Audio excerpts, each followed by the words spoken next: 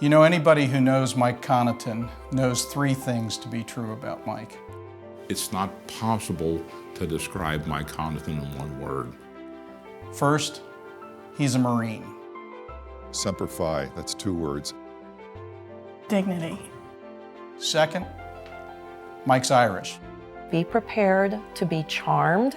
And third, Mike's a Jesuit, which means he's a man for others. I kind of kid about it, but you can't say no to him. You want to help him any way you can. Be prepared to have the conversation turn to you instead of to him. That's the way he is. So dignity or grace or integrity. It's going to say faithful. Words like integrity and honesty and it just, the list goes on. Dignogracity. Dignogracity, that's the word I would use.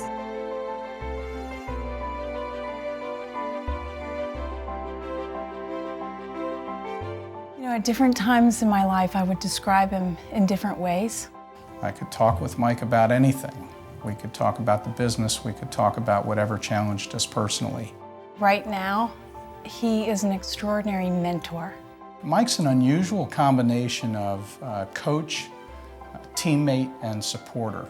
He's the kind of guy, it kind of feels like a coach in a way that you want to go through the wall for. Mike has always been, almost a second father in some ways, you know? That'll shock him, he's never heard me say that. Mike has made me a better person, a better father. And football brought him here to Xavier University, which is his second home. He played football for Xavier, you know. He's got the knees to prove it, or had the knees to prove it, I should say. Mike is the symbol of Xavier University. Without a doubt, Xavier University would not be what it is today without his influence. He's the person who bleeds the bluest blue of any person who bleeds a Xavier blue. It's that simple. And at Xavier, Mike's been involved for 45 years on the board. 45 years! There's a great photograph that comes from Jim Hoff's inauguration as president. It's as if they've known each other all their lives. They were like brothers, they really were. It's important to note that Mike did not give the gift to name the boardroom in his honor. That came from someone else. Learning Commons is the same kind of thing, and yet again, another donor wanted Mike's name on it. My dad has 3 very extraordinary things that is very important to him. His first is his family, and he would do anything for us. And our family is so close, you know, immediate family, extended family. Dad has an extreme work ethic. He believes in working as hard as he can to give back to others also. And then his faith, he truly believes that God has given him extraordinary gifts, and it's his responsibility to give back. It's Matthew 25 come to life about feeding the hungry and clothing the naked and so on. That's St. Vincent de Paul. St. Vincent de Paul was doing all of this incredible work in the community, but really was not well known. The mission of St. Vincent de Paul captures for Mike exactly what we're called to do. So I was sort of looking around for who could help, and somebody said, Mike Conaton. I mean, it seems like Mike has always been on the St. Vincent de Paul Advisory Board.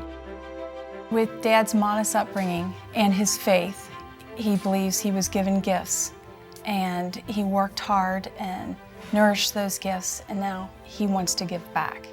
When you're very aware of gratitude and that's one of your motivating factors, then it just kind of opens your heart to the community naturally. He's just been doing all sorts of things across his entire career to help make Cincinnati a better place. He's the first one to step up and volunteer to help, not just with generosity, but his expertise and his web of influence, his network. It's amazing to me the gravitas that this man has in this community. The thing is, he does it all so quietly. It is a responsibility of ours to go out and help others and be involved with others, and Mike exemplifies that better than anybody that I know. We're talking about a giant of a man. He's going to keep on going and helping other people, you know, until he's physically incapable of doing that. You can have your name on a building. You can be recognized in the most elite rooms in this entire community, but the room that really matters is some little home in a poor neighborhood where somebody's sleeping on the floor and they don't know if they're going to have enough food. That's what matters the most, and that's where Mike's spirit is.